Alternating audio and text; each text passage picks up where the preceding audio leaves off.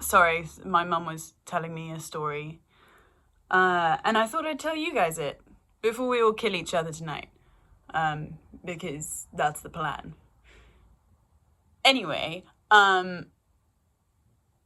it was about this guy who was called Robin Potts, like the bird and the pot.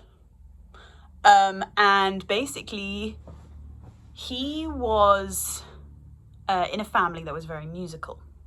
And he thought that, he had to be musical like them, but he wasn't musical, and he wasn't very good at music. He couldn't play the piano, he couldn't play the triangle, he couldn't play the guitar, he couldn't play lots of different things. He couldn't play things. He wasn't very musically talented. So what he did instead was he created puzzles, and he would play games and stuff. But he was a bit of a loner, which was sad. So, he would play his games outside, and he would do things like write things in the mud, and he would make puzzles in the mud with sticks and kind of write into the mud. And he would do that all day, and his siblings didn't seem to care. They didn't really talk to him, and yeah, bit of a sad guy, really. So he would go off and do his own thing, and he was just feeling so lonely, and he felt awful. And then suddenly, out of nowhere, this frog appeared. And the frog spoke to him and said, "Hi, I'm Freddy the Frog, and I'm going to be your friend today, and we'll be friends forever." Something along those lines. And so the frog became friends with Robin Potts. And they were close, they loved each other, and they had a lot of fun. And they played games together.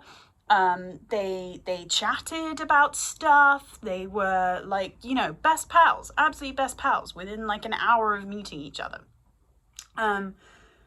And then they decided to go home.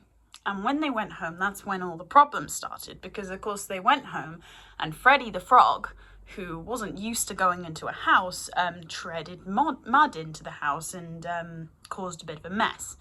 So Robin Potts' mother shouted at him, and in a southern accent shouted, "What's all this mud doing in here? And get that frog outside," and something along those lines. And so she shouted at Freddy the Frog, and poor Robin was so distraught and upset about this that, well, he lost his temper. And somehow, clearly there's some magic involved here, I'm sure, but somehow he lit his mum's head on fire. I think it was magic. Otherwise, he could have just lit a match and put it on her head. But I don't think he did that. But he somehow lit his mum's hair on fire. So her hair was on fire. And then his siblings came along and started mocking him and being like, "Hi, you've got a frog for a friend. That's really funny." And he was so angry at them that he set their clothes on fire. Again, I'm not sure. I think it was with magic, but he set their clothes on fire, which means that their clothes burnt away, and then they were just naked there. So, well, he ran to his room because he was so frustrated and angry at the whole situation. And then he went to his room, and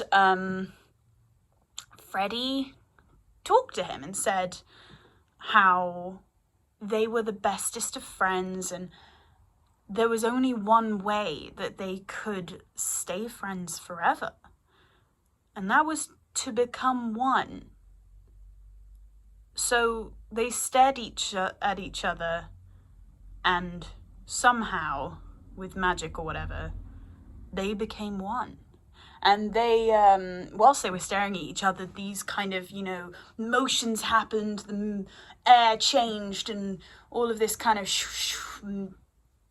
I don't know, music and shit kind of brought them together, and then they suddenly fused and they were one. They were Freddy and Robin together in one body, like some sort of frogman. So then they, together as one, as like the frogman, went back downstairs, and like because they were like playing together and they were such good friends, his whole family exploded.